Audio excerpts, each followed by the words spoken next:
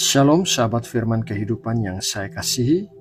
Salam damai sejahtera bagi kita semua.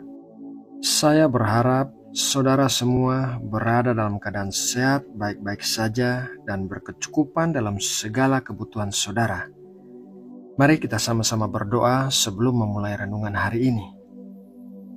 Bapa, kami bersyukur atas kasih-Mu yang besar bagi kami dan segala rancangan-Mu bagi hidup kami yang semata-mata mendatangkan kebaikan bagi kami. Sebentar kami mau menikmati firman-Mu, ajarkanlah kepada kami firman-Mu yang sebentar lagi akan kami dengarkan, dan buatlah kami mengerti agar kami dapat melakukannya dengan taat. Terima kasih Bapa, di dalam nama Tuhan Yesus kami berdoa dan mengucap syukur. Amin. Sahabatku yang terkasih, tema renungan firman kehidupan hari ini adalah Allah yang menyucikan kita. Allah disebut suci karena kemurniannya yang mutlak dan sempurna.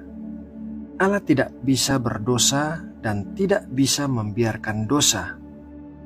Kesucian pada dasarnya berarti pengasingan atau separation. Jika Allah dikatakan suci dalam makna pengasingan, maka itu berarti bahwa Allah berbeda dari manusia dalam sifat maupun wataknya. Allah sempurna dan manusia tidak sempurna. Allah adalah Khalik atau pencipta dan manusia adalah ciptaan. Sebelum kita lanjut, mari kita baca dua ayat dalam Perjanjian Lama. Ayat yang pertama, Yeskiel 36 ayat 23. Aku akan menguduskan namaku yang besar, yang sudah dinajiskan di tengah bangsa-bangsa, dan yang kamu najiskan di tengah-tengah mereka. Dan bangsa-bangsa akan mengetahui bahwa akulah Tuhan. Demikianlah firman Tuhan Allah, manakala aku menunjukkan kekudusanku kepadamu di hadapan bangsa-bangsa. Ayat yang kedua, Yeskiel 37 ayat 23. Mereka tidak lagi menajiskan dirinya dengan berhala-berhala atau dewa-dewa mereka yang menjijikan atau dengan semua pelanggaran mereka.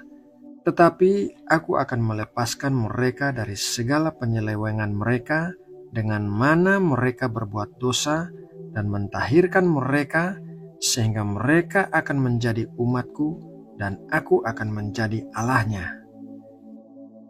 Sahabatku yang terkasih, di dalam kitab Perjanjian Lama, kita bisa melihat dengan sangat jelas sebuah pelajaran bahwa bangsa Israel hanya layak untuk dapat menghampiri Allah jika mereka menjauhkan dirinya dari para berhala dan tidak melakukan hal-hal yang bertentangan di hadapan Tuhan. Itu dalam Perjanjian Lama.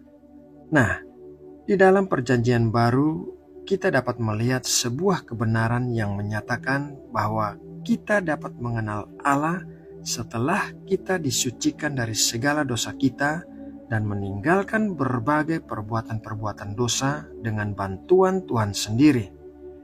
Mari kita lihat 1 Petrus 1 ayat 15-16. Tetapi hendaklah kamu menjadi kudus di dalam seluruh hidupmu, sama seperti Dia yang kudus yang telah memanggil kamu. Sebab ada tertulis, kuduslah kamu sebab aku kudus. Untuk bisa hidup dalam kesucian, maka tidak ada cara lain. Kita harus meninggalkan dosa dan taat melakukan perintah Tuhan setiap hari. Di dalam Alkitab kita ini, kita dapat menemukan beberapa contoh tentang orang-orang yang hidup tidak benar, namun mereka terus hidup dalam pelayanan, maka Allah akan murka dan akhirnya hukuman akan menimpa mereka. Mereka melayani, tapi hidup mereka tidak benar di hadapan Allah. Nanti saudara dapat membacanya dalam Imamat 10 ayat 1-5 dan Kisah Para Rasul 5 ayat 1-11. Sahabatku yang terkasih, lalu bagaimana kita bisa hidup dalam kesucian itu? Yohanes 15 ayat 1-8 berkata, Akulah pokok anggur yang benar, dan Bapakulah pengusahanya.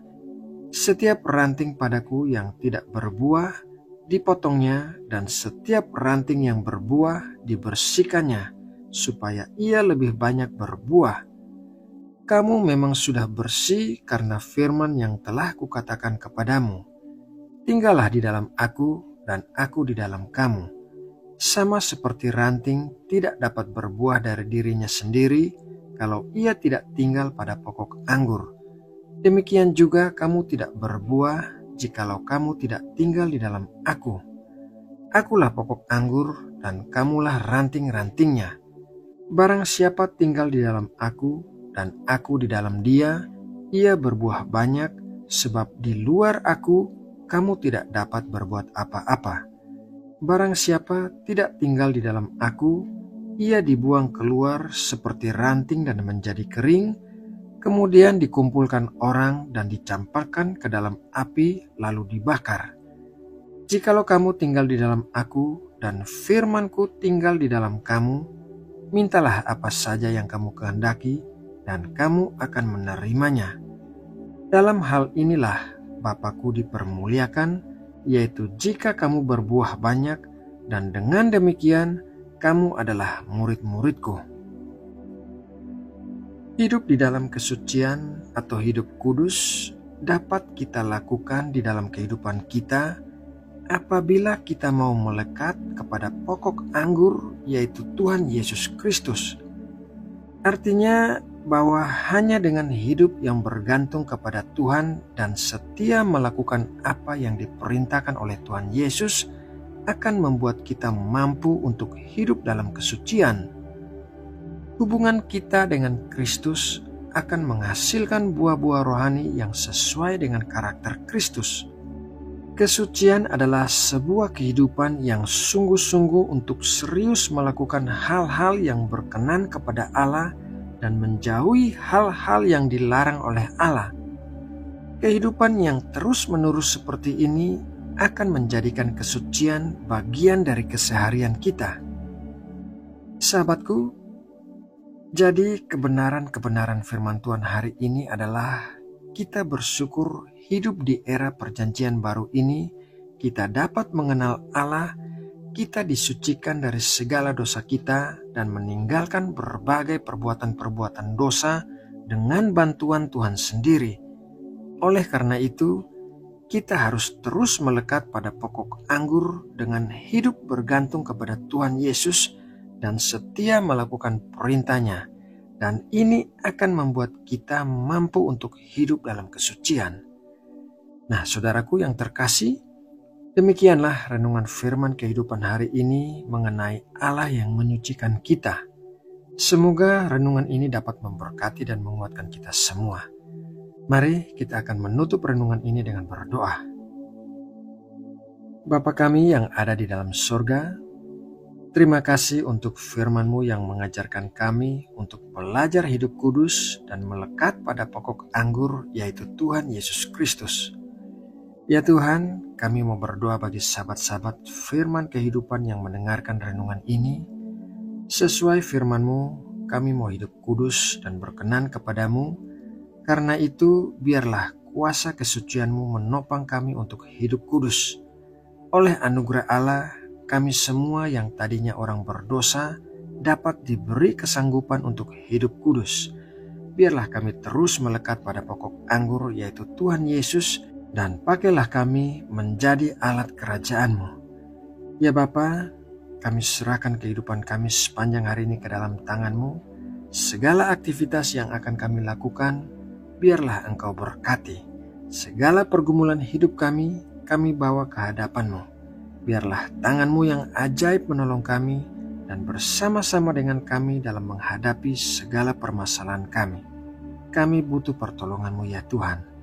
Yang sakit Tuhan jamah, kuasa bilur-bilur-Mu mengalir, menyembuhkan kami yang sakit. Kami percaya Engkau sangat mampu untuk menyembuhkan kami. Terima kasih ya Bapa. Kami berdoa dan mengucap syukur hanya di dalam satu nama Tuhan Yesus Kristus. Amin.